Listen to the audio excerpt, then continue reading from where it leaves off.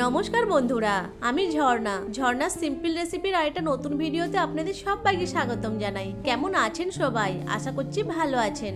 আজকে আমি ভীষণই স্বাস্থ্যকর, দারুণ টেস্টি এবং প্রোটিনে ভরপুর বিটরুটের কাটলেটের রেসিপি নিয়ে হাজির হয়েছি।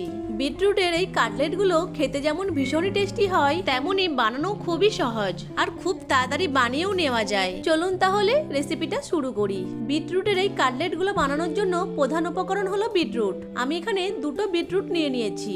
বিটরুট হলো আয়রনের পাওয়ার হাউস। প্রতিদিন একটা করে বিটরুট খেলে শরীরে রক্তের ঘাটতি হবে না এবং হিমোগ্লোবিনের মাত্রাও স্বাভাবিক থাকবে। প্রথমে আমি এই বিটরুটগুলোর খোসা ছাড়িয়ে জল দিয়ে ভালো করে ধুয়ে নিয়েছি। এবার একটা গ্রেটারের সাহায্যে বিটরুটগুলোকে গ্রেট করে নেব।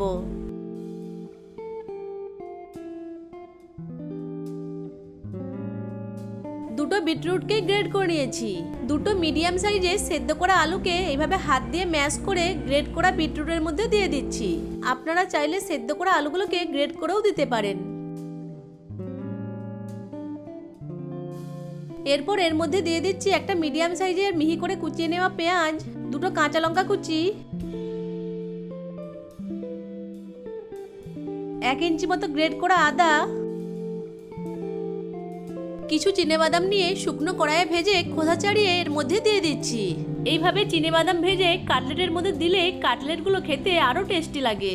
এখন দিয়ে দিচ্ছি স্বাদ মতো লবণ, 1/4 চামচ মতো হলুদ গুঁড়ো, 1/2 চামচ জিরে গুঁড়ো, 1/2 চামচ গোলমরিচের গুঁড়ো, দিয়ে দিচ্ছি 1 চামচ চাট মশলা, 1/2 চামচ কাশ্মীরি লাল লঙ্কার গুঁড়ো, আর দিয়ে দিচ্ছি 1/2 চামচ গরম মশলা গুঁড়ো। এখন সবকিছু উপকরণকে খুব ভালো করে মিশিয়ে নেব। আপনারা চাইলে এর মধ্যে 1 চামচ বেসন অথবা চালের গুঁড়োও যোগ করতে পারেন। এখন সবকিছুকে খুব ভালো করে মিশিয়ে নিচ্ছি।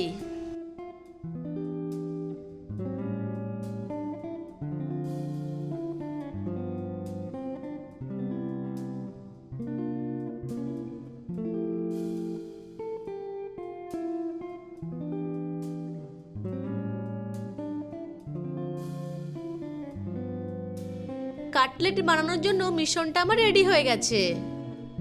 এখন আমি 2 হাতের মধ্যে অল্প ঘি ব্রাশ করে নিয়েছি আর কাটলেটগুলো শেপ দিয়ে যে পাত্রে রাখবো সেই পাত্রেও অল্প ঘি ব্রাশ করে নিয়েছি।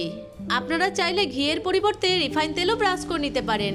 এখন মিশ্রণ থেকে কিছুটা করে মিশ্রণ নিয়ে প্রথমে গোল করে তারপর চ্যাপটা করে কাটলেটের শেপগুলো তৈরি করে নিচ্ছি। আপনারা আপনাদের পছন্দ মতো শেপে কাটলেটগুলো তৈরি করে নেবেন। একটা কাটলেটের শেপ দিয়ে দিয়েছি। এইভাবে এক এক করে সব কাটলেটগুলো একই শেপে তৈরি করে নেব।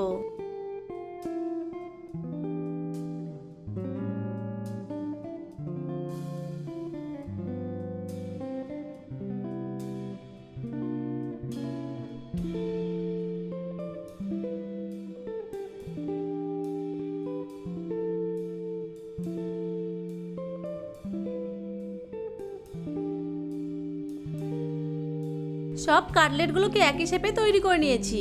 এবার এগুলোকে ভেজে নেব। তার জন্য গ্যাসের ফ্লেম অন করে একটা ফ্রাইং প্যান বসিয়ে প্যানটাকে ভালো মতো গরম করে নিয়েছি। প্যান গরম হয়ে গেলেই প্যানের মধ্যে দিয়ে দিচ্ছি 1 চামচ মতো ঘি। ঘিয়ের পরিবর্তে আপনারা রিফাইন তেল অথবা বাটারও ব্যবহার করতে পারেন। ঘিটা গলে গেলে ফ্রাইং প্যানের 4 সাইডে ভালো করে ছড়িয়ে দিচ্ছি।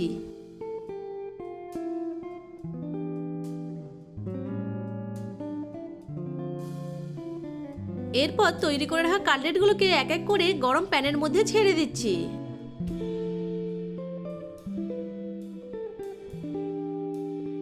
এক একটা ব্যাচে আমি 5টা করে কাটলেট ভেজে নিচ্ছি। গ্যাসের ফ্লেমটা লো টু মিডিয়ামের মাঝামাঝি রেখে কাটলেটগুলোকে ভেজে নিচ্ছি। এক পাশ ভাজা হয়ে গেলে উল্টিয়ে অপর পাশটিও ভেজে নেব।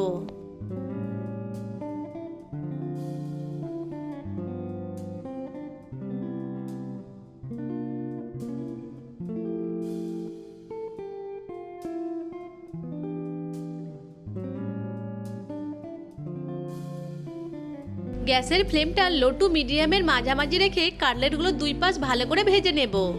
কাটলেটগুলো 2 পাশ ভালো করে ভেজে নিয়েছি। এখন এক এক করে কাটলেটগুলোকে প্যান থেকে উঠিয়ে নিচ্ছি। দেখুন কাটলেটগুলো দেখতে কতটা লোভনীয় হয়েছে।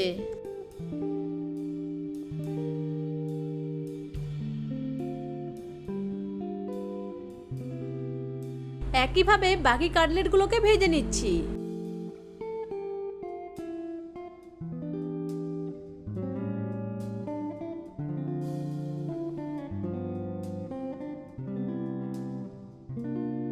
দেখলেন তো কত সহজেই প্রোটিনে ভরপুর এবং দারুণ টেস্টি কাটলেটগুলো তৈরি হয়ে গেল। সমস্ত বিটরুটের কাটলেটগুলোকে ভেজে একটা প্লেটে সার্ভ করে দিয়েছি। সন্ধ্যা স্ন্যাক্সে টেস্টি কিছু খেতে ইচ্ছা করলে এভাবে হেলদি কাটলেটগুলো বানিয়ে খেতে পারেন। বাচ্চাদের টিফিনেও এভাবে কাটলেট বানিয়ে পরিবেশন করতে পারেন। আশা করছি আজকের রেসিপিটা আপনাদের কাছে ভালো লেগেছে। ভালো লেগে থাকলে ভিডিওটাকে লাইক, কমেন্ট এবং শেয়ার করে দেবেন। ভিডিওটা ইউটিউব থেকে দেখে থাকলে চ্যানেলটিকে সাবস্ক্রাইব করে পাশে থাকা বেল আইকনটিকে অন করে রাখবেন। আর ফেসবুক থেকে দেখে থাকলে পেজটিকে ফলো করে দিয়ে পাশে থাকার অনুরোধ রইল। দেখুন কাটলেটগুলো ভেতর থেকেও খুব ভালোভাবে কুক হয়েছে। ভিডিওটা প্রথম থেকে শেষ পর্যন্ত দেখার জন্য আপনাদেরকে অসংখ্য ধন্যবাদ।